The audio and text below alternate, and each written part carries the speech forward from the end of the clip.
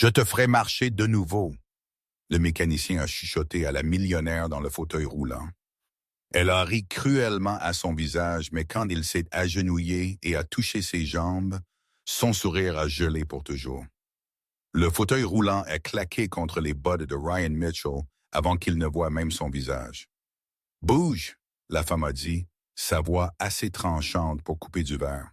« Tu bloques ma voiture. » Ryan a reculé, ses mains encore couvertes d'huile du moteur sur lequel il avait travaillé, et a regardé alors que le véhicule le plus cher qu'il avait jamais vu a roulé dans la réparation automobile de Cooper comme une invasion. La Mercedes-Benz Classe S brillait sous le ciel gris de l'après-midi de Détroit, si déplacée dans ce quartier qu'elle aurait aussi bien pu être un vaisseau spatial. Mais ce n'était pas la voiture qui a fait arrêter de travailler chaque mécanicien dans l'atelier. C'était elle. Elle s'est assise dans ce fauteuil roulant comme si c'était un trône, vêtue d'un costume d'affaires qui coûtait plus que le loyer mensuel de Ryan. Ses cheveux tirés si fort que cela avait l'air douloureux. Tout en elle criait argent et pouvoir, sauf ses mains qui étaient immobiles sous une jupe chère, inutile comme une machinerie cassée. Eleanor Blackwell était arrivée, et elle était sur le point de détruire toute la journée de Ryan. « Eh bien, » Eleanor a claqué, se roulant en avant avec une précision agressive. « Êtes-vous sourde ou juste lente?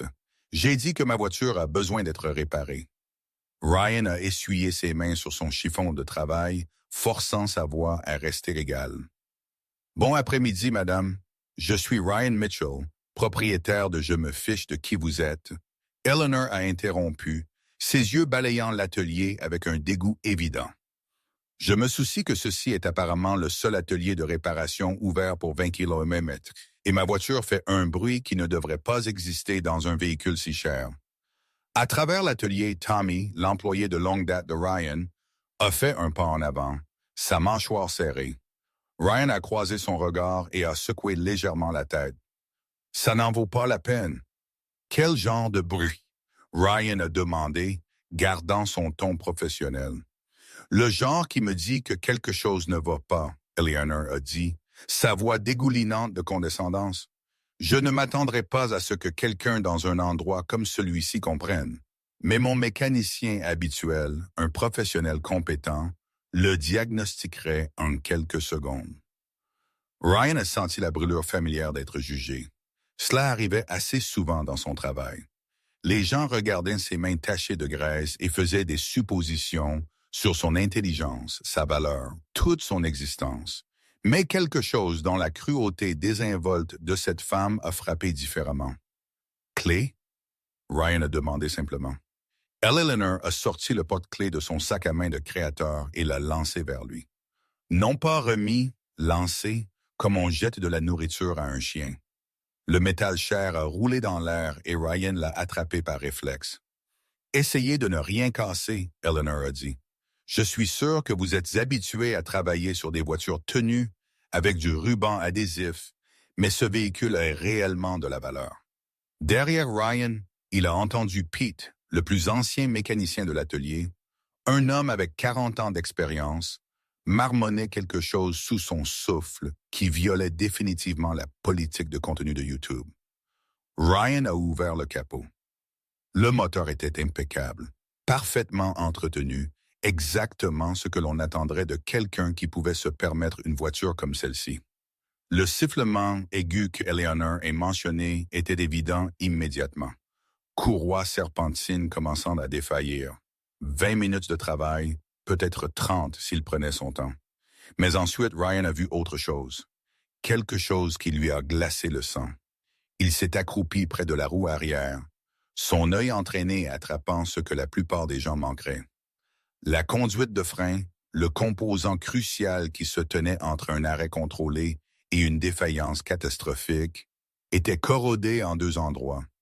Des points minces où le métal s'était tellement dégradé qu'il était pratiquement transparent. Un arrêt brutal, un freinage d'urgence, et la conduite se casserait complètement.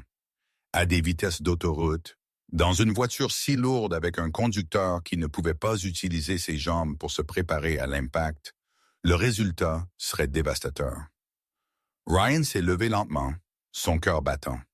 Il a regardé cette femme qui était entrée dans son atelier, rayonnant de mépris, qui l'avait traité, lui et son équipe, comme s'ils étaient en dessous de son attention, qui avait clairement fait savoir qu'elle les considérait tous comme rien de plus que des serviteurs nécessaires, et il était sur le point de lui sauver la vie. « Madame, » Ryan a dit prudemment, marchant vers l'endroit où Eleanor était assise, faisant défiler son téléphone avec une impatience ennuyée. « Vous avez un problème de courroie serpentine. C'est le bruit. Mais il y a quelque chose de plus sérieux dont nous devons discuter. Je ne paie pas pour des problèmes dont je n'ai pas demandé, » Eleanor a dit sans lever les yeux de son écran. « Réparez la courroie. Envoyez-moi la facture. J'ai des choses réellement importantes à faire aujourd'hui. » « Vos conduites de frein sont corrodées, » Ryan a continué, sa voix ferme. « Les deux conduites à l'arrière sont sur le point de défaillir. Si elle lâche pendant que vous conduisez, » la tête d'Eleanor s'est levée brusquement, ses yeux flamboyants. « Laissez-moi deviner. Vous allez me dire que j'ai besoin d'une réparation coûteuse que, par coïncidence, vous pouvez fournir. Comme c'est pratique. Madame, ce n'est pas épargner le discours de vente. » Eleanor l'a coupé, sa voix montant. « Pensez-vous que je suis stupide? Pensez-vous que parce que je suis assise dans ce fauteuil roulant, je ne reconnais pas une arnaque quand j'en entends une? » L'atelier était devenu silencieux. Même la radio rock classique semblait s'être arrêtée entre les chansons. « Ce n'est pas une arnaque, » Ryan a dit, s'efforçant de garder sa voix stable. « C'est un problème de sécurité. Vos conduites de frein sont parfaitement bien. » Eleanor a terminé. « Mon mécanicien habituel fait des inspections complètes à chaque service. Il aurait détecté tout vrai problème. Mais vous voyez une femme dans un fauteuil roulant, une femme dans une voiture chère, et vous pensez cible facile. Eh bien, vous avez choisi la mauvaise personne pour essayer ça. » Ryan a senti quelque chose se briser dans sa poitrine. Pas de la colère, exactement. Quelque chose de plus profond que ça. Une fatigue profonde d'être rejeté, d'être supposé malhonnête, d'être traité comme moins qu'un humain parce que ses mains n'étaient pas pâles et son atelier n'était pas dans un code postal riche. « Tommy » Ryan a appelé, ne quittant pas des yeux Eleanor. « Apporte-moi mon téléphone. » Tommy lui a tendu l'appareil, la confusion claire sur son visage. Ryan a mis le téléphone en mode appareil photo et est retourné à la roue arrière. « Venez ici, » il a dit à Eleanor. « Excusez-moi? » Ses sourcils se sont levés. J'ai dit « Venez ici », Ryan a répété, sa voix portant maintenant un tranchant. « Vous voulez voir à quoi ressemble une arnaque? Je vais vous montrer exactement ce qu'il y a sous votre voiture. Alors vous pourrez décider si je mens. » Pendant un instant, Eleanor a semblé qu'elle allait refuser. Puis quelque chose a changé dans son expression. De la fierté peut-être, ou le désir de lui prouver qu'il avait tort, et elle a fait rouler son fauteuil roulant en avant. Ryan s'est accroupi de nouveau, tenant son téléphone pour que la caméra capture les conduites de frein corrodées avec des détails nets. Voyez ça? Il a zoomé sur l'endroit où le métal était rongé, tenu ensemble par rien d'autre que la rouille et le liquide de frein cristallisé. C'est votre conduite de frein arrière. Et ça, il a changé l'angle. C'est là où elle est sur le point de se casser complètement. Eleanor s'est penchée de son fauteuil roulant, plissant les yeux vers l'écran du téléphone. Même elle ne pouvait pas nier ce qui était directement devant ses yeux. La preuve était irréfutable. Son visage est devenu pâle. « C'est impossible », a-t-elle chuchoté. « Mon mécanicien, il a tout inspecté il y a 6 mois. Il l'aurait fait. » 6 mois, c'est long, Ryan a dit, se levant. Surtout si la voiture est restée inactive. L'humidité accélère la corrosion. Cela ne s'est pas produit du jour au lendemain, mais c'est arrivé. Eleanor a regardé l'écran du téléphone pendant un long moment. Ses mains agrippant les accoudoirs de son fauteuil roulant si fort que ses jointures sont devenues blanches. Ryan a vu des émotions traverser son visage. L'incrédulité, la peur et autre chose.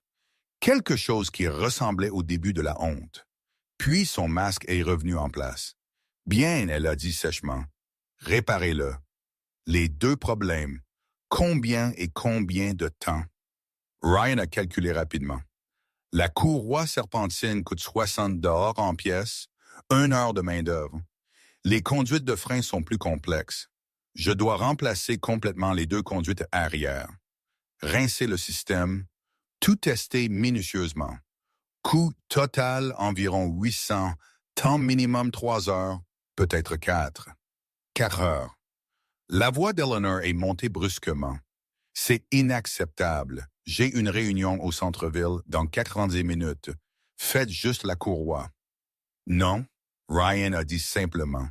Un seul mot a plané dans l'air comme un défi. La tête d'Eleanor s'est tournée lentement vers lui, ses yeux se rétrécissant. Qu'est-ce que vous venez de me dire? J'ai dit non, Ryan a répété, sa voix stable et claire. Je ne vous laisserai pas partir d'ici dans un piège mortel. Ces conduites de frein pourraient céder n'importe quand sur l'autoroute, dans la circulation, n'importe où. Je ne serai pas responsable de cela. Vous n'avez pas à me dire quoi faire, Eleanor a dit, sa voix baissant à quelque chose de dangereux. C'est ma voiture. Je suis la cliente. Vous travaillez pour moi. Faux, Ryan a dit, sentant un étrange calme s'installer sur lui. Je travaille pour moi-même. C'est mon atelier. Et dans mon atelier, je n'envoie pas les gens mourir dans des véhicules dangereux. Pas pour n'importe quel montant d'argent. Le visage d'Eleanor a rougi de colère. Vous ne pouvez pas me forcer à faire le travail. Donnez-moi mes clés. Bien sûr, Ryan a dit. Juste après que vous ayez signé une décharge de responsabilité stipulant que je vous ai informé de l'état dangereux de votre véhicule et que vous avez choisi de refuser la réparation contre ma recommandation professionnelle. Et après que j'ai appelé la police pour signaler un véhicule dangereux sur le point d'entrer sur les routes publiques, il a sorti son téléphone de nouveau, son pouce planant au-dessus de l'écran. Vous n'oseriez pas. Eleanor a respiré. Ryan a commencé à composer. Pas la police. Pas encore. Mais elle ne le savait pas. Attendez! La voix d'Eleanor a claqué à travers l'atelier comme un fouet, puis plus doucement avec un effort visible. Attendez, juste attendez. Ryan a baissé le téléphone. Eleanor a pris une inspiration tremblante. Et quand elle a parlé de nouveau, sa voix était différente. Toujours en colère, mais sous la colère, il y avait quelque chose de brut et douloureux. « Pourquoi vous en souciez-vous » a-t-elle demandé. « Vous ne me connaissez pas. Je n'ai été que cruel envers vous depuis mon arrivée. Je vous ai insulté votre atelier, traité comme si vous étiez en dessous de moi. Alors pourquoi vous en souciez-vous si je pars et que quelque chose arrive? » La question était sincère et elle méritait une réponse sincère. Ryan a pensé à sa fille Sophie, au genre d'homme qu'il voulait qu'elle voie quand elle regardait son père. Il a pensé à son propre père qui lui a appris que le travail d'un mécanicien n'était pas seulement de réparer des machines, c'était de protéger les gens qui vous faisaient confiance avec leur vie. Parce que c'est la bonne chose à faire, Ryan a dit simplement. Et parce que personne ne mérite de mourir à cause de freins défaillants, peu importe comment ils traitent les autres. Même les gens qui me traitent comme des ordures. Quelque chose a craqué dans l'expression d'Eleanor. Juste pour un battement de cœur, Ryan a vu au-delà de toute la colère et de la défensive l'agonie sous-jacente. Une douleur brute et sanglante qui n'avait rien à voir avec ses jambes paralysées et tout à voir avec son âme brisée. Puis le moment est passé et son masque froid est revenu. « 3 heures » a-t-elle demandé. « Minimum » Ryan a confirmé. La mâchoire d'Eleanor s'est serrée. « Bien, j'annulerai la réunion, mais je surveille chaque chose que vous faites. Si vous essayez d'ajouter un travail inutile, si vous essayez de me tromper de quelque manière que ce soit, vous allez quoi? » Ryan a demandé, non sans gentillesse. « Vous laisserez une mauvaise critique. Vous avez déjà clairement fait savoir ce que vous pensez de moi dans cet endroit. Je ne fais pas ça pour votre approbation, madame. Je le fais parce que c'est mon travail de vous garder en sécurité. » Tommy a apporté une chaise pliante. Une chaise normale puisque Eleanor avait déjà son fauteuil roulant et l'a installée là où elle pouvait regarder la zone de travail. Eleanor s'est positionnée comme un général inspectant un champ de bataille, ses yeux traçant chaque mouvement de Ryan. Ryan s'est mis au travail, hyper conscient de son examen. Il a expliqué chaque étape au fur et à mesure, en partie par courtoisie professionnelle et en partie parce qu'il sentait qu'Eleanor était quelqu'un qui avait besoin de comprendre, de maintenir une illusion de contrôle. La courroie serpentine entraîne tous vos accessoires, Ryan a dit, enlevant l'ancienne courroie. Alternateur, direction assistée, climatisation. Quand elle tombe en panne, tout s'arrête de fonctionner. Je ne suis pas ignare en mécanique, Eleanor a dit sèchement. Je sais ce que fait une courroie serpentine. Je n'ai pas dit que vous l'étiez, Ryan a répondu calmement. Le travail a continué dans un silence tendu. Ryan s'est déplacé vers les conduites de frein et la complexité de la réparation exigeait sa concentration complète. Mais pendant les moments calmes, en attendant les pièces, en laissant le liquide de frein s'écouler, Eleanor a commencé à parler. Pas à lui exactement, plus comme remplissant le silence d'observation, de critiques, de commentaires sur l'état du quartier, le déclin de la fabrication américaine, la mort de la qualité de l'exécution. Mais Ryan a remarqué quelque chose sous ces mots, des connaissances, de vraies connaissances profondes sur les affaires, sur l'économie, sur les forces qui avaient vidé des communautés comme celle-ci. Mon père possédait un atelier comme celui-ci, Eleanor a dit soudainement, regardant Ryan enfiler une nouvelle conduite de frein avec une précision minutieuse. 3, en fait, avant que tout ne change. C'était la première chose personnelle qu'elle avait partagée. Ryan a levé les yeux, surpris. C'est vrai, il a demandé prudemment. Il y a longtemps, Eleanor a dit, sa voix distante. Avant que le monde ne décide que des gens comme mon père, des gens qui travaillaient avec leurs mains, qui réparaient les choses au lieu de juste les jeter, n'étaient plus précieux. Elle s'est arrêtée brusquement, comme si elle en avait trop dit. Ryan se retournait au travail, mais quelque chose avait changé. La colère dans l'atelier s'est légèrement diffusée, remplacée par quelque chose de plus compliqué, presque comme de la compréhension. 1 heure après le début de la réparation, le téléphone d'Eleanor a sonné. Elle a répondu avec sa voix d'affaires nette, autoritaire, rien à voir avec le ton légèrement plus doux qu'elle utilisait. Oui, je suis consciente. Je ne peux pas venir parce que ma voiture est tombée en panne. C'est hors de propos. Reporté à demain, même heure, non négociable.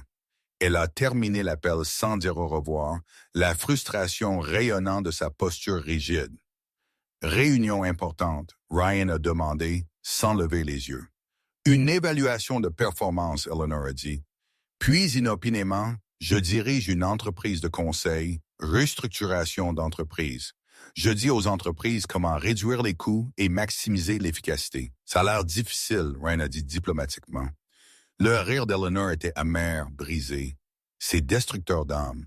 Je passe mes journées à licencier des gens, à démanteler des départements, à transformer des êtres humains en lignes budgétaires sur des feuilles de calcul. Je rends les entreprises rentables en rendant les gens malheureux, et tout le monde me déteste pour cela. Ryan a fait une pause dans son travail, la regardant vraiment. Vous vous détestez pour ça? La question était trop personnelle, trop directe, mais Eleanor n'a pas claqué cette fois. Chaque jour, a-t-elle chuchoté, avant que Ryan ne puisse répondre, Marcus, le plus jeune mécanicien, a appelé du bureau avant. Ryan, quelque chose est tombé de la Mercedes. Marcus s'est approché tenant un bracelet d'alerte médicale, son métal brillant sous les lumières de l'atelier. Il devait être tombé du sac à main d'Eleanor quand elle a été transférée dans son fauteuil roulant. Ryan l'a pris, lisant les informations gravées. Eleni, lésion médulaire incomplète, paralysie C6-C7 sous la taille, contact d'urgence. Emma Blackwell, fille. Les mots « blessure incomplète » ont brûlé dans la vision de Ryan. Incomplète, pas permanente, pas sans espoir. Incomplète signifiait que des voies nerveuses existaient toujours. Incomplète signifiait un potentiel de récupération. Incomplète signifiait qu'avec le bon traitement, la bonne thérapie, la bonne intervention, il pourrait encore y avoir une chance. Ryan a regardé Marcus, dont les yeux étaient grands ouverts avec la même réalisation. Puis il a regardé Eleanor, qui était devenue parfaitement immobile, son visage vidé de couleur. « C'est privé », a-t-elle dit, sa voix à peine audible. Ryan s'est approché lentement, le bracelet tenu avec soin dans ses mains tachées d'huile. « Madame Blackwell, avez-vous fait de la physiothérapie? » « Rendez ça. » Sa voix a tremblé. « Parce que si votre blessure est incomplète, il y a des traitements qui pourraient. » J'ai dit « rendez-le ». Le cri d'Eleanor a traversé l'atelier, brut et désespéré, et plein de 2 ans d'agonie refoulée. « Vous ne savez rien. Vous êtes un mécanicien. Vous réparez des voitures, pas des gens. Vous n'avez pas le droit de rester là avec vos mains sales et vos solutions simples et de me parler de mon corps, de ma blessure, de ma vie. » La douleur dans sa voix était si viscérale que tout le monde dans l'atelier a tressailli. Ryan s'est accroupi devant son fauteuil roulant, parlant doucement, en s'en demandant. Combien de temps s'est écoulé depuis l'accident? Les mains d'Eleanor tremblaient si fort qu'elle pouvait à peine agripper ses accoudoirs. 2 ans, a-t-elle chuchoté. 2 ans, 3 mois et 17 jours. 783 jours à me réveiller dans cette chaise. 783 jours à être une demi-personne. Vous n'êtes pas une demi-personne, Ryan a dit fermement. Oui, je le suis. La voix d'Eleanor s'est brisée complètement et soudain elle pleurait. Pas des larmes délicates, mais des sanglots déchirants secouant le corps qui semblait s'arracher de quelque part au plus profond d'elle. Je ne peux pas marcher. Je ne peux pas sentir mes jambes. Je ne peux pas faire les choses les plus simples sans aide. Mon mari m'a quitté parce qu'il ne pouvait pas supporter d'avoir une femme estropiée. Ma fille me parle à peine parce que je suis devenu un monstre. J'ai tout perdu. Tout. Et vous êtes là à me dire que je ne suis pas brisé. Le mot estropié a plané dans l'air, laid et auto-infligé. Ryan est resté accroupi devant elle, la laissant exprimer sa douleur. Le médecin a dit que je pourrais remarcher. Eleanor a continué à travers ses sanglots. Ils ont dit qu'avec une thérapie intensive, avec du dévouement, je pourrais retrouver une fonction partielle, peut-être même une fonction complète. Mais je ne pouvais pas le faire. Je ne pouvais pas supporter l'espoir. Comprenez-vous? L'espoir est pire que le désespoir parce que l'espoir peut échouer. L'espoir signifie essayer et possiblement tomber. L'espoir signifie croire en quelque chose et le regarder mourir. Elle a regardé ses jambes immobiles. Alors, j'ai abandonné. J'ai choisi la colère au lieu de l'espoir. J'ai choisi la cruauté au lieu de la vulnérabilité. J'ai passé 2 ans à repousser tous ceux qui essayaient de m'aider parce que c'était plus facile que de risquer l'échec. Et maintenant, je suis tellement perdu que je ne me reconnais même plus. La confession a plané dans l'air, brute et dévastatrice. Ryan s'est levé lentement et a marché jusqu'à son petit bureau. Quand il est revenu, il tenait une photographie. Une photo d'une jeune fille avec un sourire éclatant debout sur ses 2 pieds. « C'est ma fille Sophie », Ryan a dit, montrant l'image à Eleanor. Elle a 10 ans. Il y a 3 ans, elle a eu un accident de voiture. Un conducteur ivre a grillé un feu rouge. Les jambes de Sophie ont été brisées, cassées en 8 endroits au total. Eleanor a regardé la photo à travers des yeux embués de larmes. Les médecins ont dit qu'elle ne marcherait probablement plus jamais normalement. Ryan a continué, sa voix épaisse d'émotion. On dit qu'elle aurait besoin d'attelles, de béquilles, peut-être d'un fauteuil roulant à vie. Elle avait 7 ans, et il me disait que sa vie était essentiellement terminée avant d'avoir commencé. Il a sorti une autre photo. Celle-ci montrant Sophie dans un lit d'hôpital, les 2 jambes et des plâtres, son visage tordu de douleur. Il y avait ce physiothérapeute, le Dr. James Chen. Il était spécialisé dans la rééducation des traumatismes pédiatriques. Il m'a dit quelque chose que je n'oublierai jamais. La voix de Ryan s'est brisée légèrement.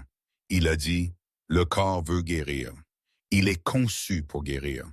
Mais la guérison nécessite deux choses: la bonne intervention et le courage d'endurer la douleur qui accompagne la récupération.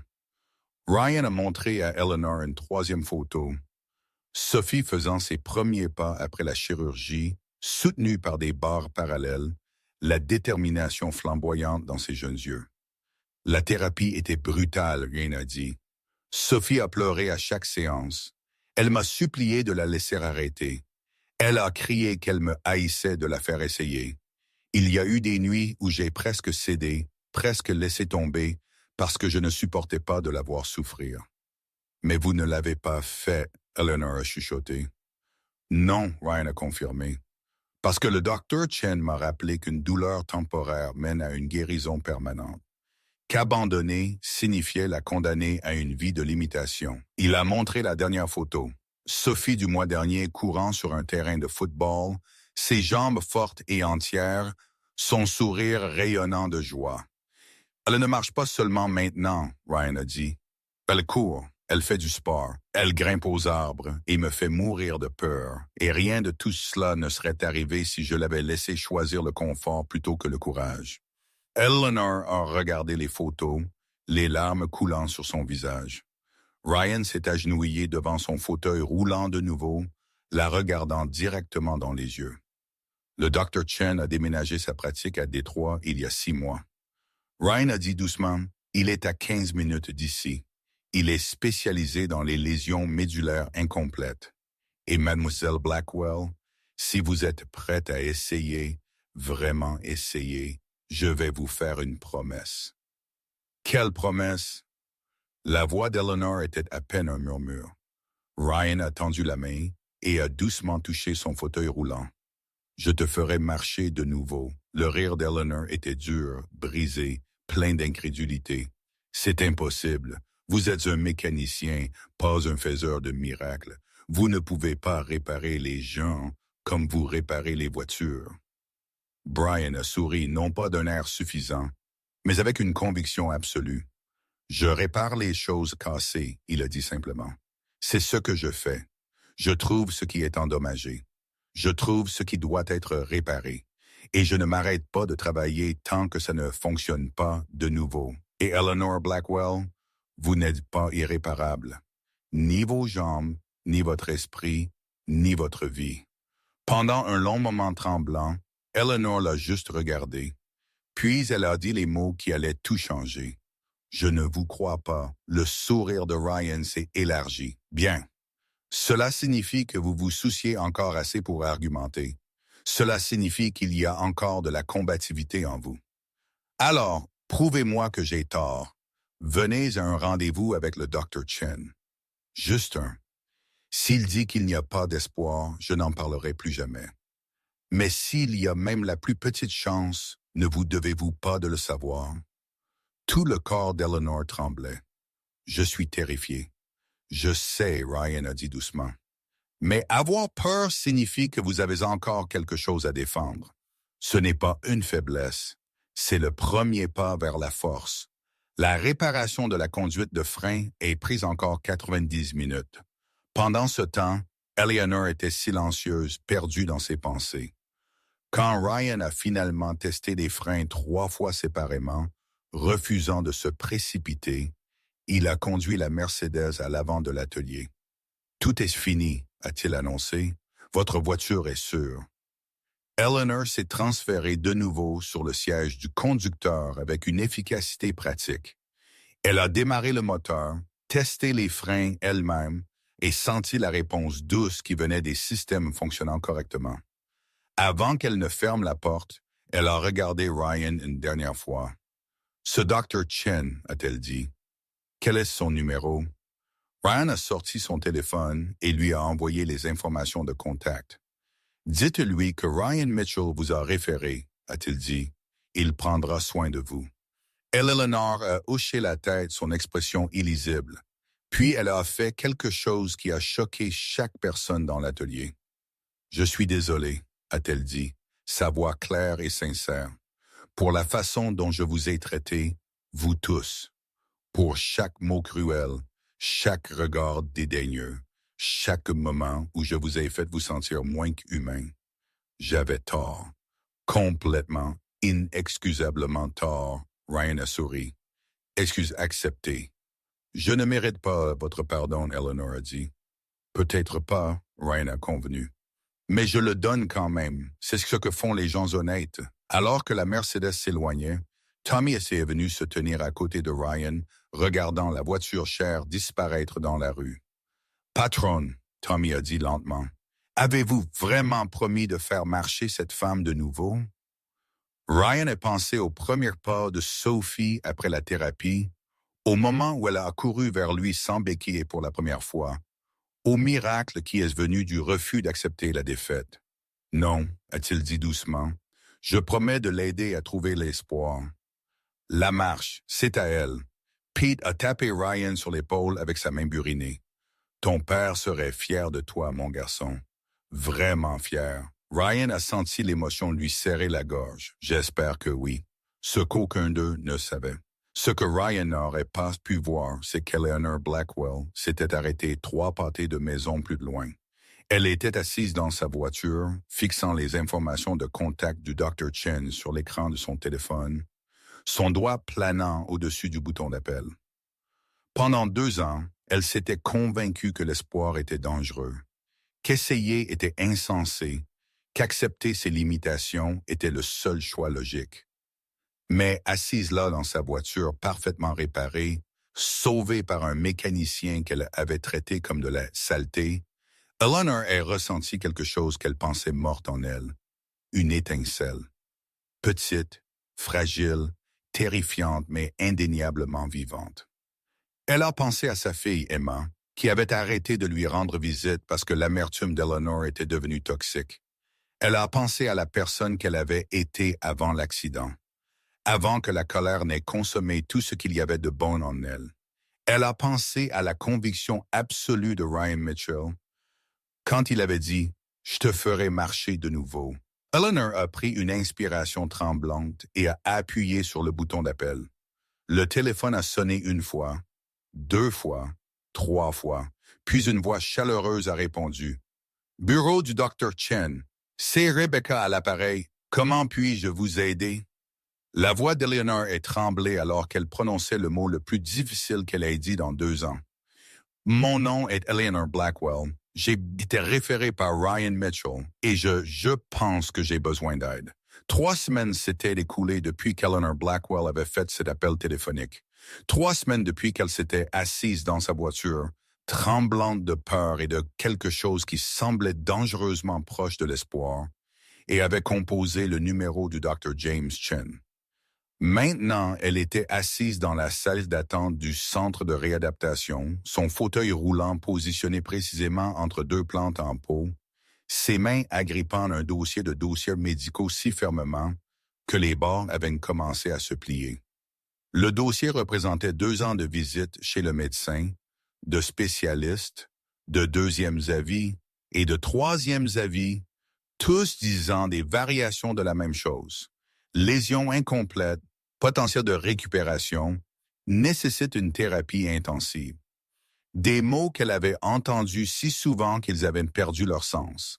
Des mots qu'elle avait cessé de croire qu'ils pouvaient s'appliquer à elle, jusqu'à ce qu'un mécanicien gras l'ait regardée dans les yeux et ait promis de la faire marcher de nouveau. Mademoiselle Blackwell, une infirmière est apparue dans l'embrasure de la porte. Un presse-papier à la main, un sourire chaleureux sur son visage. Le Dr. Chen est prêt pour vous. L'estomac d'Eleanor s'est tordu. Elle avait annulé ce rendez-vous 2 fois déjà, reportant à la dernière minute avec des excuses élaborées. Le cabinet du Dr. Chen avait été patient, compréhensif, presque trop gentil. Cela rendait Eleanor méfiante. Personne n'était si gentil sans vouloir quelque chose. Mais la voici. 3e rendez-vous programmé, réellement présente cette fois. Ryan Mitchell l'avait appelé hier juste pour prendre des nouvelles. Il avait dit comme s'ils étaient amis au lieu de clients et fournisseurs de services. Comme s'il se souciait réellement de savoir si elle se présenterait. Vous avez promis d'essayer, il lui avait rappelé doucement. Juste un rendez-vous. C'est tout ce que j'ai demandé. Alors, Elle était venue, non pas parce qu'elle croyait que quelque chose allait changer, mais parce qu'une petite partie obstinée d'elle refusait de donner raison à Ryan sur sa lâcheté. La salle d'examen était différente de ce qu'Eleanor attendait. Pas de murs blancs stériles ni d'éclairage fluorescent agressif. Au lieu de cela, des couleurs chaudes, une lumière naturelle traversant de grandes fenêtres et un équipement qui ressemblait plus à une salle de sport qu'à une installation médicale. Le docteur James Chen s'est levé quand elle est entrée. Un homme d'une 50aine d'années, avec des yeux gentils et des avant-bras étonnamment musclés. Il portait des vêtements décontractés au lieu d'une blouse blanche, et quand il lui a serré la main, sa poigne était ferme mais douce. « Mademoiselle Blackwell », a-t-il dit, sa voix portant une trace d'un accent qu'Eleanor ne pouvait pas tout à fait situer. « Ryan Mitchell parle très bien de vous. » Les sourcils d'Eleanor se sont levés. « Vraiment? C'est généreux, étant donné que j'ai été indiciblement grossière envers lui. » Le docteur Chen a souri. Il l'a mentionné aussi. Il a aussi dit « Vous vous êtes excusé », ce qui a apparemment fait toute une impression. Ryan ne me réfère pas des patients à la légère. Il n'envoie que des gens qu'il croit prêts à se battre. « Je ne suis pas prête à me battre », Eleanor a dit brusquement. « Je suis ici parce que j'ai fait une promesse que je regrette déjà. » « Honnêteté, docteur, » Chen a dit, hochant la tête avec appréciation. « Bien, nous aurons besoin de beaucoup de ça.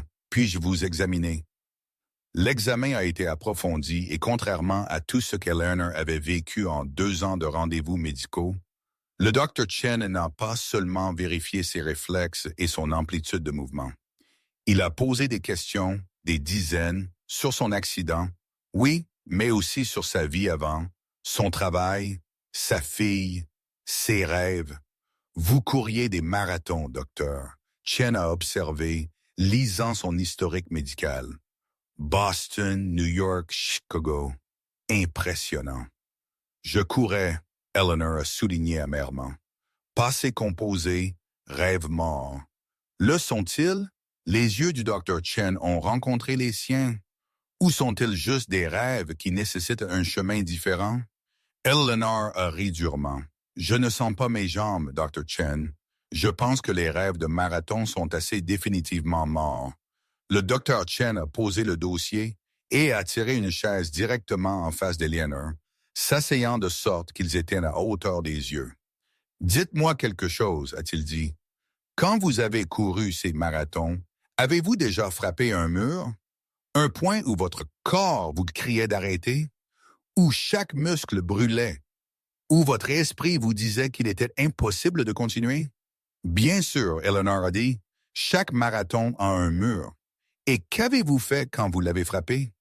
Eleanor est restée silencieuse un instant, se souvenant. J'ai continué à courir. Parce qu'arrêter signifiait échouer, et je n'échoue pas. Vous n'échouez pas. Dr. Chen a répété doucement. Sauf que vous échouez depuis 2 ans maintenant, n'est-ce pas? Échouer à essayer, échouer à espérer, échouer à vous battre pour vous-même comme vous vous êtes battu à travers ces marathons. Les mots ont frappé comme un coup physique.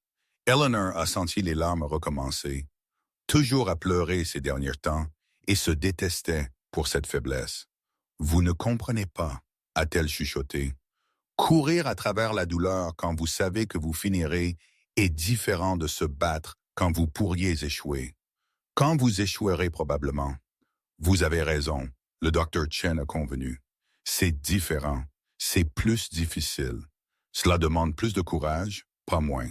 Et Eleanor, j'ai examiné vos scans, vos antécédents médicaux, chaque résultat de test des 2 dernières années. Voulez-vous savoir ce que je vois? Eleanor n'était pas sûre de vouloir, mais elle a hoché la tête quand même. Le Dr. Chen a affiché des images sur son ordinateur, des scans de la colonne vertébrale d'Eleanor, détaillés et codés par couleur. Il a désigné des zones spécifiques expliquant en des termes qu'elle pouvait comprendre. Votre lésion médulaire est au 6C7, classification incomplète. Vous avez une sensation préservée dans certaines zones, ce qui signifie que les voies neurales sont toujours intactes. Vos muscles ne se sont pas atrophiés de manière significative, ce qui me dit que votre corps essaie toujours d'envoyer des signaux, même si votre cerveau ne les reçoit pas correctement. Il a affiché une autre image. C'est remarquable. En fait. La plupart des patients atteints de lésions incomplètes qui ne suivent pas de thérapie immédiate montrent une dégradation significative au cours de la première année. Mais vous, il a fait un geste vers l'écran. Vous vous maintenez presque comme si votre corps attendait que vous décidiez de l'utiliser à nouveau. Que dites-vous? La voix d'Eleanor a tremblé. Je dis qu'avec une thérapie intensive, et je veux dire intensive, Eleanor, pas une physiothérapie occasionnelle 2 fois par semaine, il y a une chance réaliste que vous puissiez retrouver une fonction significative. Marcher pourrait être possible. Non garanti, mais possible.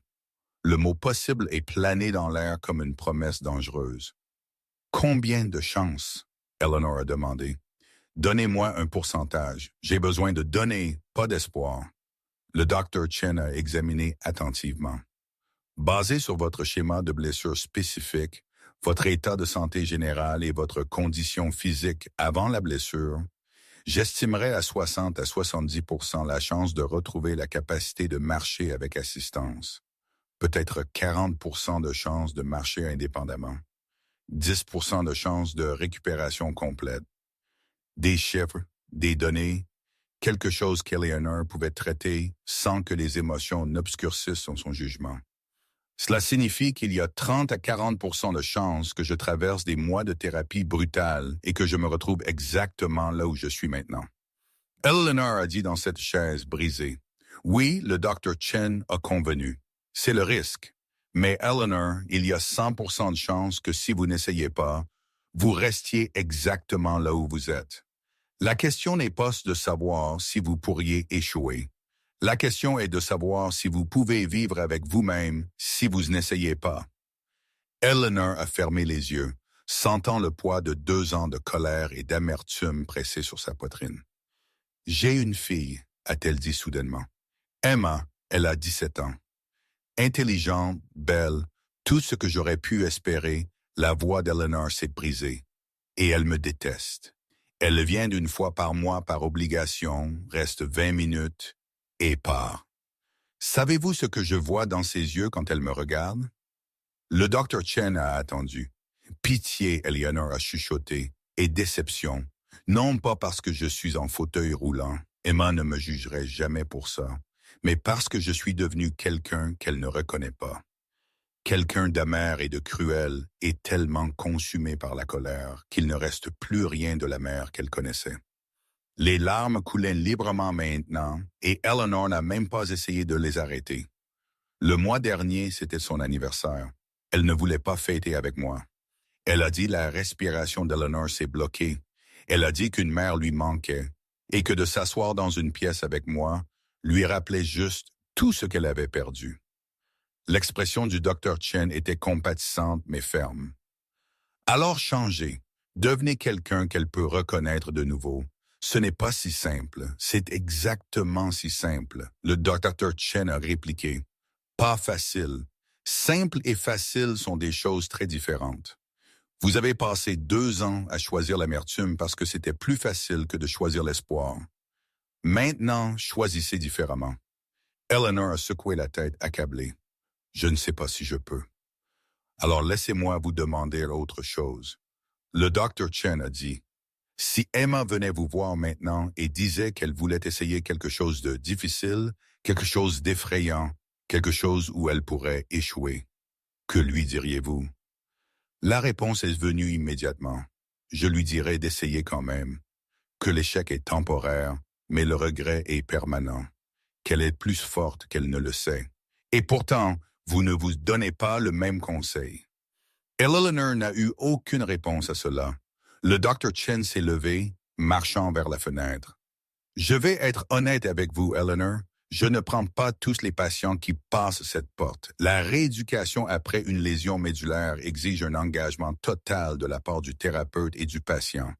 Si vous n'êtes pas prête à vous battre, je ne peux pas vous aider. Alors, vous me rejetez? Eleanor a ressenti un éclair de son ancienne colère. Non, le Dr. Chen a dit, se retournant pour lui faire face. Je vous demande de faire un choix.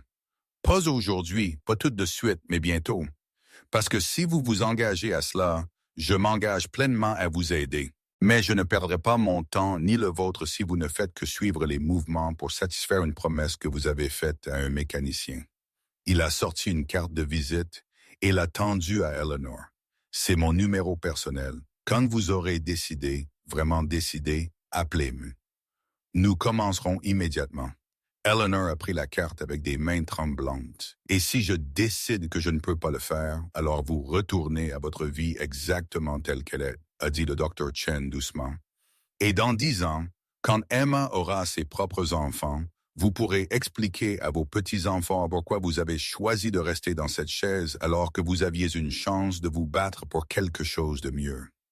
Les mots étaient durs mais nécessaires, et Eleanor les a sentis couper droit à travers chaque excuse qu'elle avait construite sur 2 ans. Le docteur Chen l'a accompagnée à la porte, sa main touchant brièvement son épaule. Ryan Mitchell m'a dit quelque chose d'intéressant quand il a appelé pour vous référer. Il a dit que vous étiez la personne la plus forte qu'il ait rencontrée depuis des années, même si vous l'aviez oublié vous-même. Je pense qu'il a raison. Après que Eleanor soit partie, elle est restée assise dans sa voiture pendant longtemps. La carte du Dr. Chen lui brûlait dans la main comme un charbon ardent. 60 à 70% de chance. Non garanti, non certain, mais possible. Eleanor a sorti son téléphone et a fait défiler jusqu'au contact d'Emma. La photo d'anniversaire de sa fille la regardait. Emma soufflant des bougies entourée d'amis, visiblement plus heureuse qu'elle ne l'avait jamais semblé lors de leur visite mensuelle obligatoire. Le doigt d'Eleanor est plané au-dessus du bouton d'appel. Puis elle a fait quelque chose qu'elle n'avait pas fait depuis 2 ans. Elle a appelé sa fille, non pas parce que c'était le jour de la visite prévue, non pas par obligation, mais parce qu'elle voulait entendre la voix d'Emma. Le téléphone a sonné 4 fois. Eleanor a presque raccroché. Puis, « Maman », la voix d'Emma était prudente, confuse. « Est-ce que tout va bien? Ce n'est pas notre jour habituel. »« Je sais », Eleanor a dit, sa voix tremblante. « Je voulais juste te parler. Vraiment parler. Pas la visite obligatoire de 20 minutes. Actuellement, parler. » Silence à l'autre bout, puis soigneusement à propos de quoi? À propos de moi étant une terrible mère pendant les 2 dernières années, Eleanor a dit, les larmes coulant sur son visage. À propos de comment j'ai laissé ma colère détruire la relation la plus importante de ma vie. À propos de comment je veux essayer d'être meilleur, même si je suis terrifié de ne pas pouvoir. Plus de silence. Eleanor pouvait entendre Emma respirer, pouvait presque sentir la surprise de sa fille à travers le téléphone. « Maman », Emma a finalement dit, sa voix épaisse d'émotion. « Qu'est-ce qui s'est passé? » « J'ai rencontré un mécanicien qui a refusé d'abandonner avec moi, Eleanor a dit, même quand je lui ai donné toutes les raisons de le faire. Et je suis fatiguée, Emma. Je suis si fatiguée d'être en colère tout le temps. Je suis fatiguée aussi, Emma a chuchoté. Tu me manques, maman, la vraie toi, pas la personne que tu es devenue. Eleanor a fermé les yeux, la carte du Dr. Chen toujours serrée dans sa main. Je vais essayer de revenir, a-t-elle dit. Pour être la personne dont tu te souviens, ça va être difficile et je pourrais échouer, mais je vais essayer. Le feras-tu? M'aideras-tu? Les sanglots d'Emma clairement. Oui, mon Dieu, oui, maman. Je t'aiderai. J'attendais que tu le demandes. Elles ont parlé pendant 1 heure. Vraiment parlé comme elles ne l'avaient pas fait depuis avant l'accident. À propos de la vie d'Emma, ses projets universitaires, ses peurs et ses rêves, à propos de la douleur et de la colère d'Eleanor et du choix auquel elle était confrontée. Quand elles ont finalement raccroché, Eleanor est restée assise sur le parking alors que le soleil se couchait sur Détroit, regardant le ciel devenir orange et or. Puis, elle a repris son téléphone et a composé le numéro sur la carte du Dr. Chen. Il a répondu à la 2e sonnerie. Dr. O. Chen, c'est Eleanor Blackwell, a-t-elle dit, sa voix stable malgré ses mains tremblantes. J'ai pris ma décision. Je veux me battre. Je veux essayer. Je veux ma vie de retour. Quand pouvez-vous commencer? Le Dr. Chen a demandé, et Eleanor pouvait entendre le sourire dans sa voix. Eleanor a pensé à Emma, à la conviction absolue de Ryan Mitchell, à 2 ans de temps perdu qu'elle ne pourrait jamais récupérer. Demain, a-t-elle dit, je commence demain. Bien. Le Dr. Chen a dit, parce qu'Eleanor, je vais vous faire travailler plus dur que n'importe quel marathon que vous ayez jamais couru. Je vais vous pousser au-delà de chaque limite que vous pensez avoir. Ça va faire mal et vous allez me détester parfois, et il y aura des jours où vous voudrez abandonner. Je sais, Eleanor a dit. Mais si vous me donnez tout ce que vous avez, le Dr. Chen a continué. Si vous vous battez avec la même détermination qui vous a permis de traverser Boston et New York et Chicago, je crois que nous pouvons réaliser la promesse de Ryan Mitchell. Eleanor a regardé ses jambes. Toujours immobile, toujours inutile, toujours un rappel constant de tout ce qu'elle avait perdu. Mais pour la première fois en 783 jours, quand elle les a regardés, elle n'a pas seulement vu la perte, elle a vu une possibilité. Faisons-moi marcher de nouveau, Eleanor a dit, et elle le pensait. La première séance l'a presque tuée. Non pas physiquement, bien que les muscles d'Eleanor aient crié comme s'ils étaient déchirés, mais émotionnellement. Le Dr. Chen l'avait averti que ce serait brutal. Il n'avait pas mentionné que ce serait humiliant. Encore, le Dr. Chen a dit, sa voix calme mais inflexible. Eleanor était allongée sur la table de thérapie rembourrée, la sueur imprégnant ses vêtements de sport coûteux, des larmes de frustration brûlant ses yeux. L'exercice était simple en théorie. Activer ses muscles profonds, engager ses fléchisseurs de hanches, tenter le plus petit mouvement de sa jambe droite. Elle essayait depuis 45 minutes. Rien, pas même un tremblement. Je n'y arrive pas, Eleanor a haleté, tout son corps tremblant d'épuisement. Ça ne marche pas. Je vous ai dit que c'était inutile. Vous essayez d'utiliser la force, le Dr. Chen a dit, plaçant sa main sur son abdomen. Arrêtez, respirez. Sentez la connexion entre votre cerveau et votre corps. Elle est toujours là, Eleanor. Il vous suffit de vous souvenir comment la trouver. J'essaye depuis 45 minutes. La voix d'Eleanor a monté, aiguisée par le désespoir. Il n'y a rien à trouver. La connexion est coupée. L'expression du Dr. Chen n'a pas changé de nouveau. Eleanor voulait crier, voulait jeter quelque chose, voulait rouler de cette aile et sortir de cet endroit et ne jamais revenir. Au lieu de cela, elle a fermé les yeux et a réessayé. Concentrez-vous, respirez, sentez. Son cerveau a envoyé le signal. Bouge. S'il te plaît, bouge juste. Rien. Je déteste ça. Eleanor a chuchoté. Je vous déteste. Je déteste Ryan Mitchell de m'avoir convaincu d'essayer. Je déteste tout ça. Bien. Le Dr. Chen a dit, la colère est de l'énergie. Utilisez-la. Les yeux d'Eleanor se sont ouverts brusquement. Quoi? Vous avez passé 2 ans à être en colère contre le monde, le Dr. Chen a expliqué. Mais maintenant, soyez en colère contre votre blessure. Soyez furieuse contre votre corps de ne pas coopérer. Canalisez chaque once de cette rage pour que quelque chose se produise. C'était le conseil thérapeutique le plus étrange qu'Eleanor ait jamais entendu. Mais elle a essayé. Elle a pensé au visage déçu de sa fille, à son ex-mari qui l'avait appelé « marchandise endommagée », à chaque regard de pitié d'étranger qui voyait le fauteuil roulant avant de la voir. À 2 ans de temps amer et gaspillé, elle a pensé à la promesse de Ryan Mitchell. « Je te ferai marcher de nouveau. » Et elle s'est mise en colère. Pas une colère triste, pas une colère de défaite, une pure colère de riposte brûlante. Eleanor a pris une inspiration, a concentré chaque molécule de rage dans son corps et a envoyé le signal une fois de plus. Son orteil droit a bougé à peine 1 millimètre, si petit que cela aurait pu être de l'imagination, mais le Dr. Chen l'a vu. Là, a-t-il dit doucement, sa main toujours sur son abdomen. Vous l'avez senti, n'est-ce pas? Le souffle d'Eleanor s'est coupé. L'ai-je fait? Était-ce réel? Encore, le docteur Chen a commandé. Tout de suite, pendant que la voix est active, Eleanor a réessayé, et cette fois, elle l'a senti. La sensation la plus faible, comme de l'électricité statique courant de son cerveau le long de sa colonne vertébrale jusqu'à sa jambe. Son orteil a bougé de nouveau, cette fois-ci, visible. Eleanor a commencé à pleurer, non pas de frustration cette fois, mais de quelque chose qu'elle pensait mort en elle. De la joie.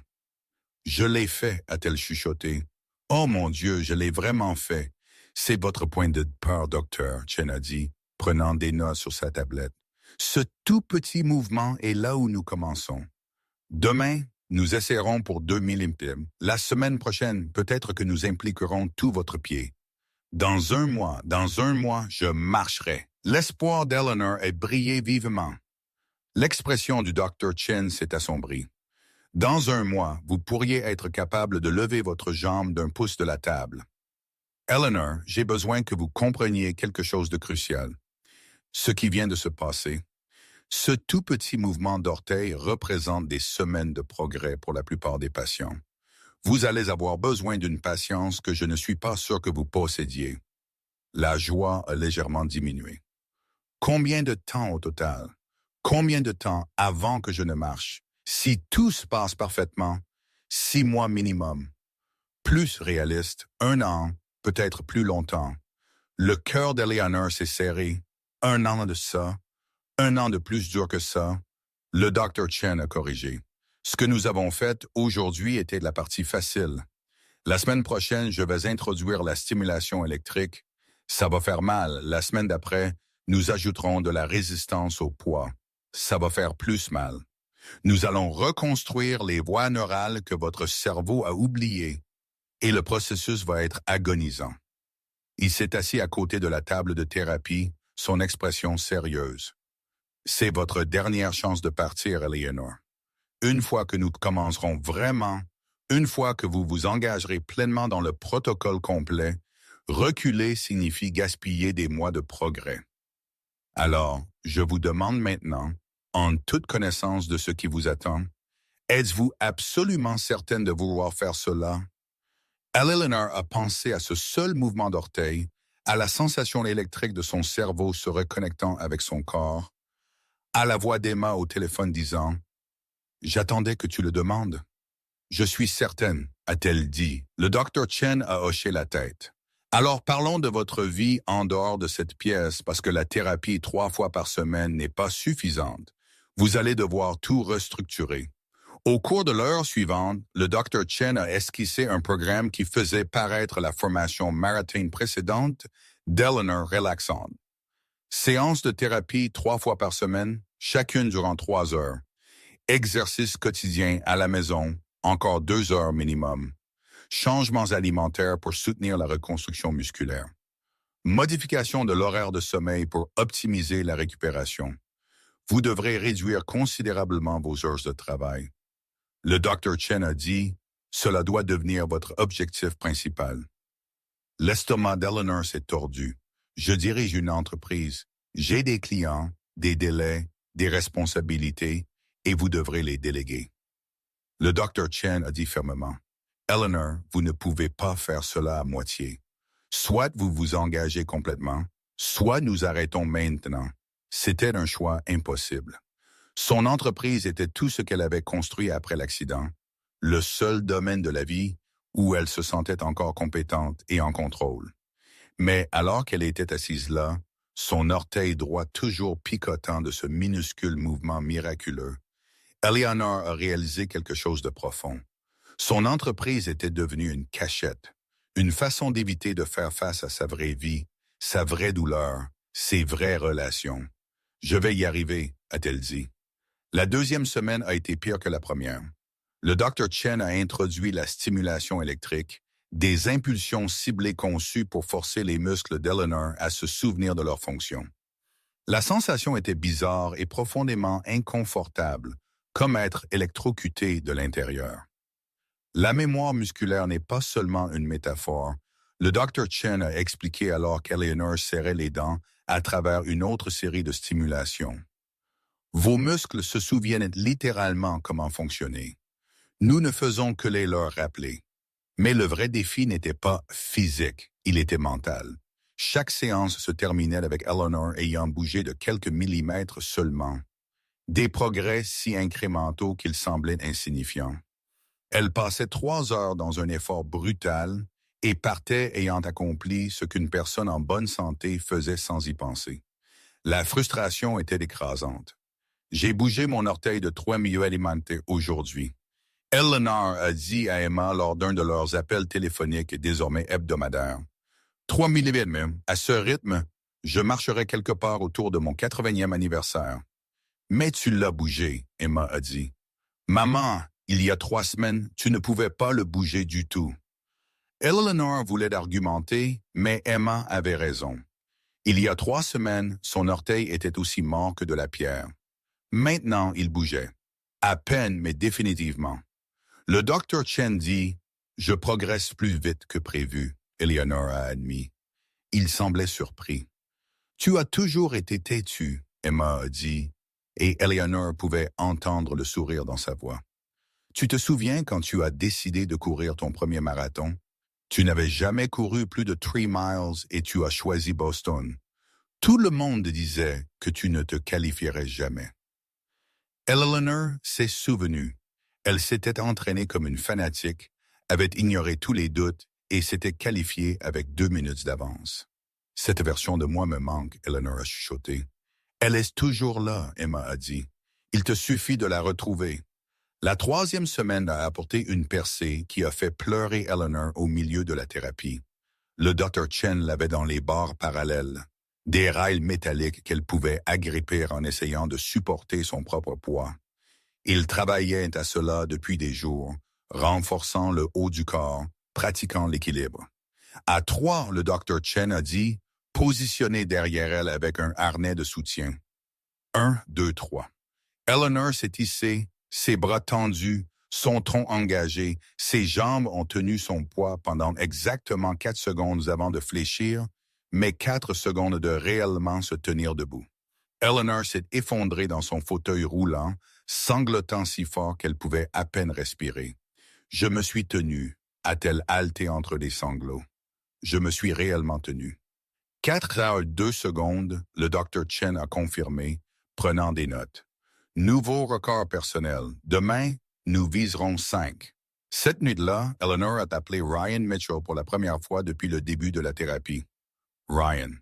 Sa voix a tremblé d'émotion. « Je me suis tenu debout aujourd'hui. Juste quelques secondes, mais je me suis tenu. » Le silence à l'autre bout a duré si longtemps.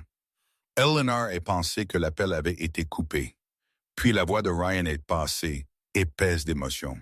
« Eleanor, je suis si fier de toi. » Ces mots simples ont brisé quelque chose à l'intérieur de sa poitrine. « Je n'ai pas entendu ça depuis si longtemps, » Eleanor a chuchoté. « Pas de mon ex-mari, pas de mes collègues. Emma l'a dit la semaine dernière, mais l'entendre de votre part, elle s'est arrêtée, incapable de continuer. Vous faites quelque chose d'incroyablement courageux, Ryan a dit. Quelque chose que la plupart des gens n'auraient pas le courage de tenter. Cela mérite d'être reconnu. » Ils ont parlé pendant 1 heure. Ryan lui a raconté le dernier match de football de Sophie. Une difficile réparation de moteur, la vie normale continuant en dehors de la bulle de thérapie et de douleur d'Eleanor. Cela ressemblait presque à de l'amitié. Ryan, Eleanor a dit avant de raccrocher. « Pourquoi m'avez-vous aidé? Vraiment, vous ne me deviez rien. J'ai été terrible avec vous. » Ryan est resté silencieux un instant. « Parce que j'ai vu en vous quelque chose que vous ne pouviez pas voir en vous-même. Et parce que parfois, les gens ont juste besoin de quelqu'un pour croire en eux quand ils ont oublié comment croire en eux-mêmes. » Après qu'elles aient raccroché, Eleanor s'est assise dans son appartement, le coûteux appartement vide qu'elle avait acheté après son divorce, et a regardé ses jambes. Elles avaient tenu son poids aujourd'hui pendant 4,2 secondes. Elle s'était souvenue de leur but. Demain, elle essaierait pendant 5 secondes. La semaine prochaine peut-être 10. Et finalement, d'une manière ou d'une autre, elle marcherait. Non pas parce que c'était garanti, mais parce qu'un mécanicien avait promis que c'était possible. Et Eleanor Blackwell n'avait jamais fui un défi dans sa vie. Elle n'allait pas commencer maintenant. 6 mois sont semblés 6 ans. Eleanor se tenait devant le miroir pleine longueur dans le centre de réadaptation du Dr. Chen, fixant la femme qu'elle reconnaissait à peine. Disparue était la personne amère aux yeux creux qui était entrée en furie dans l'atelier automobile de Ryan Mitchell. À sa place se tenait quelqu'un qui avait l'air presque vivant de nouveau. Presque. Parce que malgré 6 mois de thérapie brutale, malgré d'innombrables heures de douleur et d'efforts et de larmes, Eleanor était toujours dans son fauteuil roulant, toujours incapable de marcher de manière indépendante, toujours en deçà de la promesse que Ryan avait faite. Prêt pour la séance d'aujourd'hui. Le Dr. E. Chen est apparu derrière son reflet, son expression soigneusement neutre. Eleanor s'est détournée du miroir, la honte brûlant dans sa poitrine. Je ne sais pas pourquoi nous faisons toujours ça. Ça fait un demi-an et je suis exactement là où j'ai commencé. C'est objectivement faux, le Dr. Chen a dit, affichant ses graphiques de progrès sur sa tablette.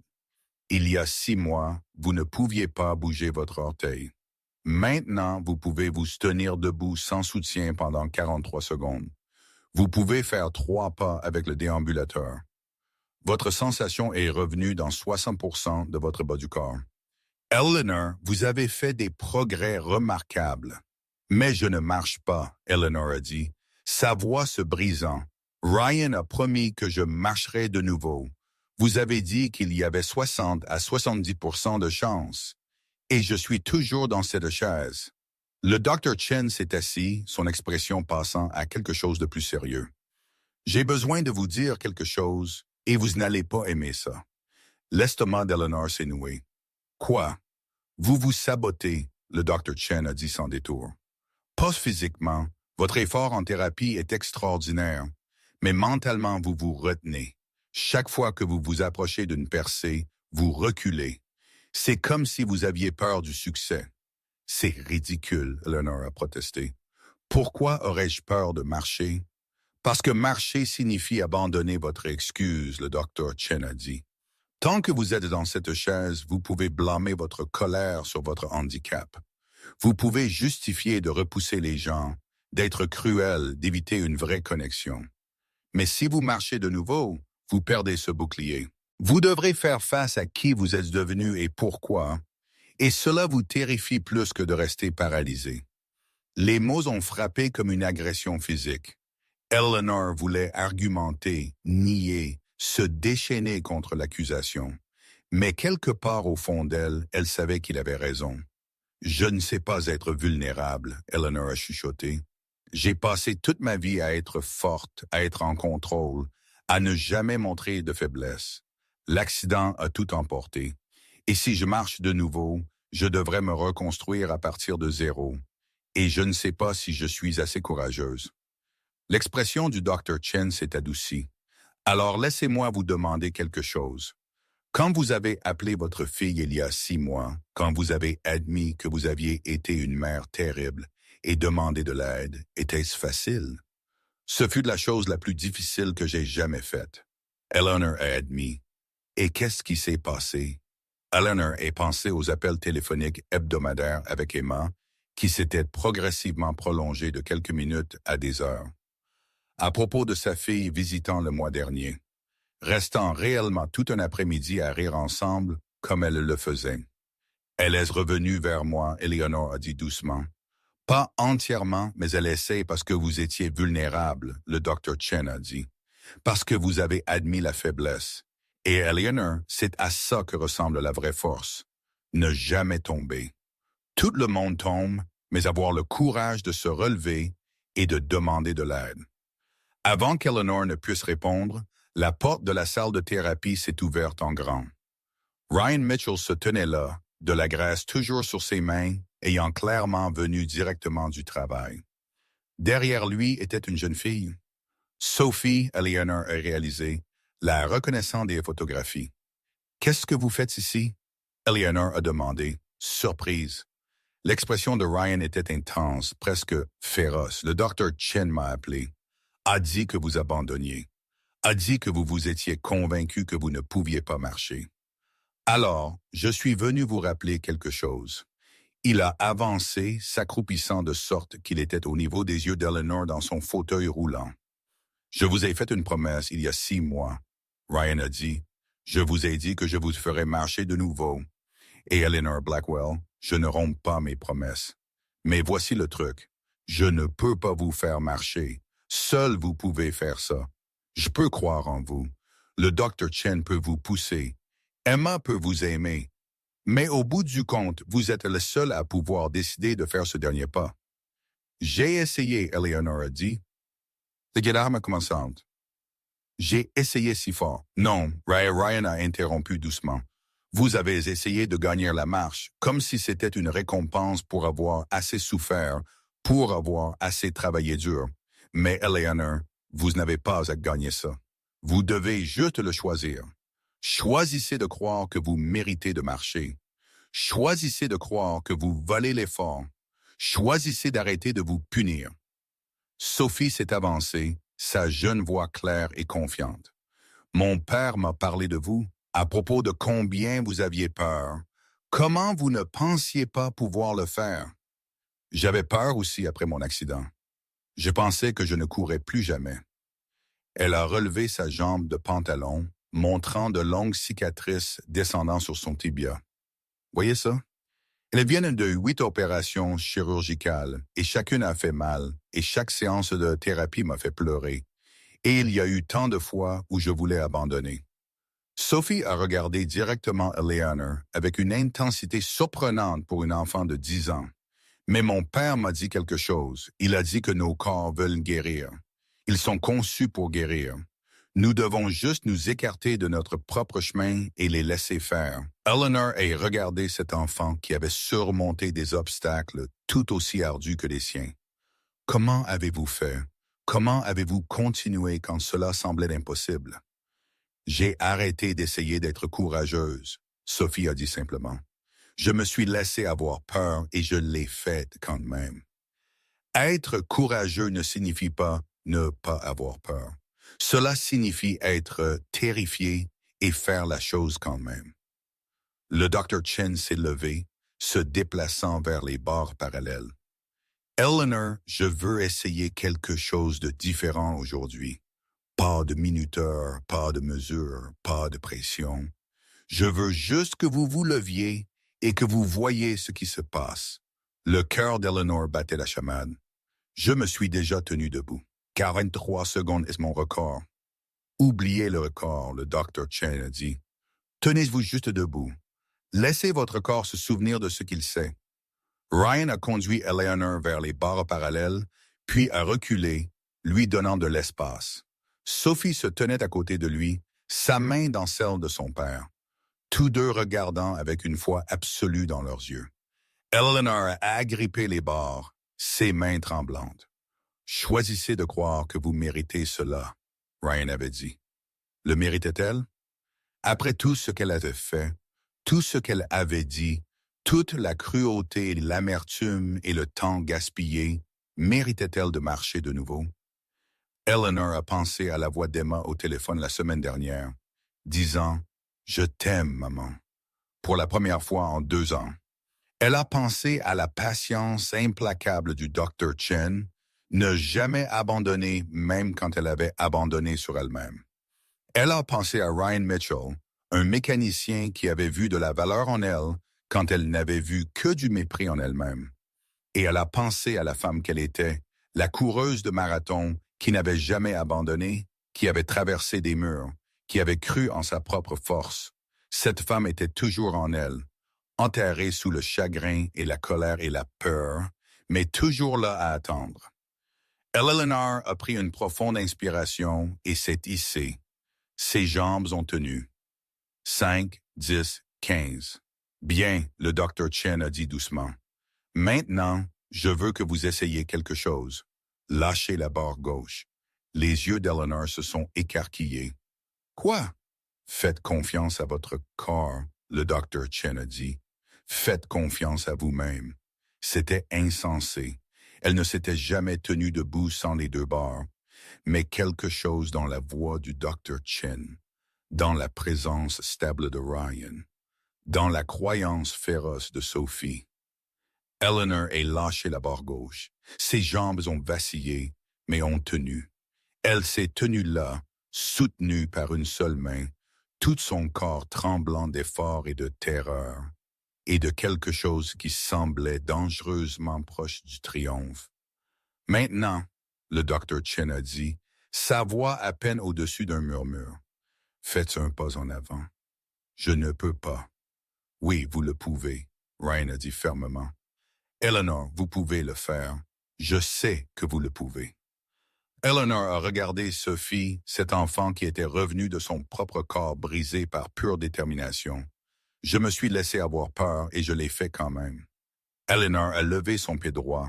Pendant un instant, elle a titubé au bord de la chute, sa jambe gauche tremblant sous tout le poids de son corps. Puis elle a avancé. Son pied droit a touché le sol 6 pouces en avant. Elle avait fait un seul pas tremblant et imparfait. Les sanglots d'Eleanor ont déchiré la salle de thérapie, brute et primo, et pleine de toutes les émotions qu'elle avait refoulées pendant 6 mois. Elle se serait effondrée si le Dr. Chen n'avait pas été là pour la soutenir, la ramenant doucement dans son fauteuil roulant. Mais elle l'avait fait. Un pas. Après 2 ans, 7 mois et 14 jours de paralysie, Eleanor Blackwell avait refait un pas. Dr. Chen a dit, souriant à travers ses propres larmes. Demain, nous le ferons encore, et le jour d'après, jusqu'à ce qu'un pas devienne 2 et 2 deviennent 10 et 10 deviennent marcher. Ryan pleurait ouvertement, ne prenant pas la peine de le cacher. Sophie rebondissait d'excitation, son jeune visage rayonnant de joie. Je vous l'avais dit, Ryan a dit, sa voix épaisse d'émotion. Je vous avais dit que je vous ferais marcher de nouveau. Vous ne m'avez pas fait marcher, Eleanor a dit, les larmes coulant sur son visage. Vous m'avez fait croire que je le pouvais.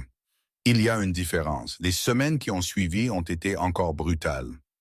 Un pas n'est pas magiquement devenu 10.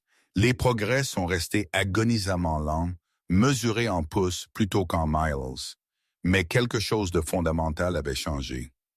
Eleanor a cessé de se battre contre elle-même, a cessé de saboter sa propre récupération, a cessé de croire qu'elle méritait de rester brisée.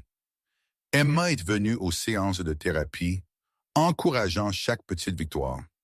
Ryan et Sophie ont visité régulièrement, apportant des encouragements et des histoires et une connexion humaine normale dont Eleanor avait faim.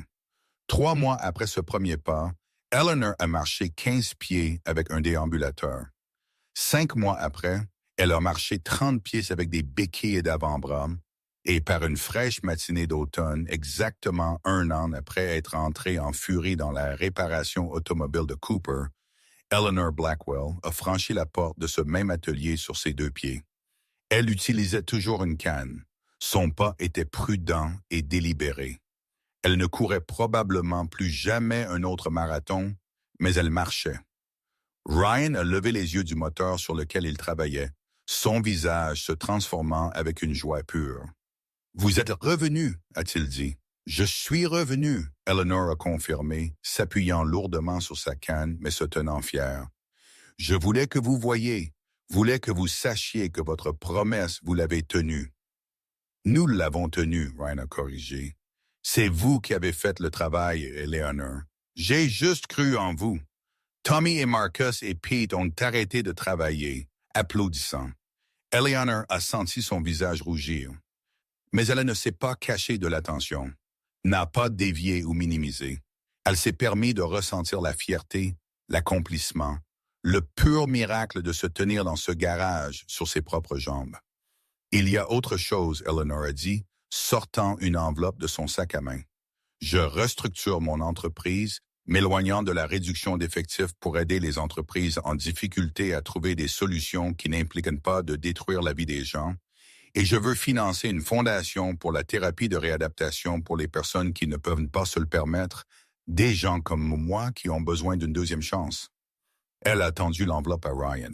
À l'intérieur se trouvait un chèque qui a fait écarquiller ses yeux. Eleanor, c'est le début, Eleanor a dit, de réparer les choses, d'utiliser ma deuxième chance pour donner la leur à d'autres. Je l'appelle la Fondation Mitchell-Chen. Si vous et le Dr. Chen êtes d'accord, les yeux de Ryan se sont remplis de larmes. Je ne sais pas quoi dire. Dites que vous m'aiderez, Eleanor a dit. Dites que vous continuerez à croire en les gens comme vous avez cru en moi. Toujours, Ryan a promis. Sophie a émergé du petit bureau de Ryan, courant pour serrer Eleanor dans ses bras prudemment, consciente de son équilibre.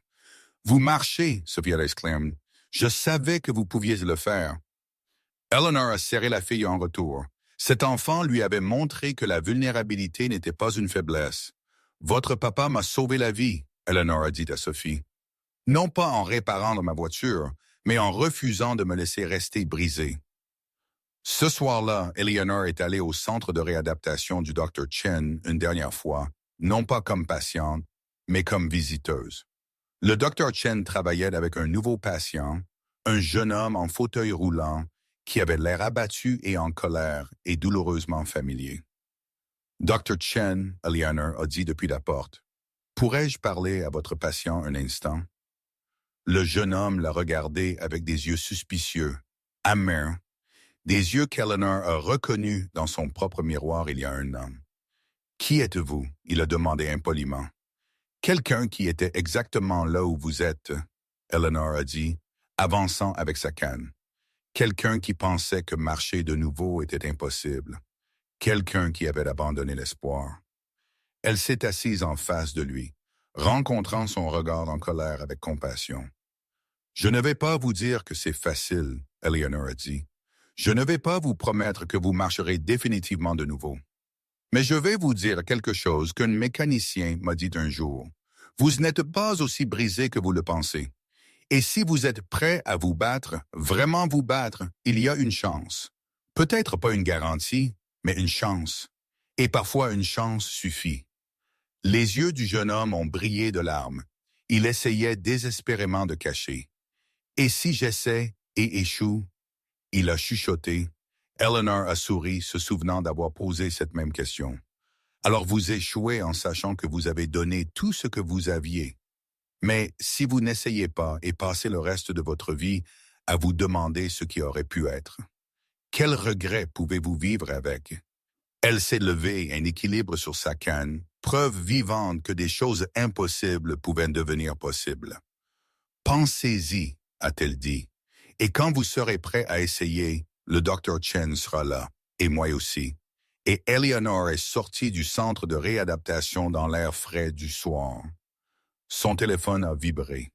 Un texte d'Emma. « Dîner demain. Je veux que tu rencontres quelqu'un de spécial. » Eleanor est sourit, répondant immédiatement par texte. « J'adorerais ça. » Elle est rentrée chez elle lentement, prudemment, s'ajustant toujours à l'utilisation de ses jambes pour le frein et l'accélérateur. La Mercedes qu'il avait amenée à l'atelier de Ryan, il y a un an, avait été remplacée par un véhicule plus pratique, modifié pour ses besoins, alors qu'elle continuait à récupérer. À un feu rouge, Eleanor a aperçu son reflet dans le rétroviseur. La femme amère aux yeux creux avait complètement disparu maintenant. À sa place se trouvait quelqu'un qui avait été brisé et avait choisi de guérir. Quelqu'un qui était tombé et s'était relevé. Quelqu'un qui s'était perdu et s'était battu pour revenir. Eleanor Blackwell était entrée dans l'atelier automobile de Ryan Mitchell, croyant qu'elle était irréparable. Elle était sortie, littéralement sortie, sachant que rien ni personne n'était jamais vraiment au-delà de la réparation. Tout ce qu'il fallait, c'était quelqu'un prêt à voir votre valeur quand vous l'aviez oublié vous-même. Quelqu'un prêt à faire une promesse impossible. Et le courage de croire que cela pourrait se réaliser. Eleanor s'est garée sur sa place de parking, a coupé le moteur et est sortie de sa voiture sur ses deux pieds. Le vent d'automne a touché son visage, frais et propre, et plein de possibilités. Elle marchait et elle était enfin vraiment vivante de nouveau.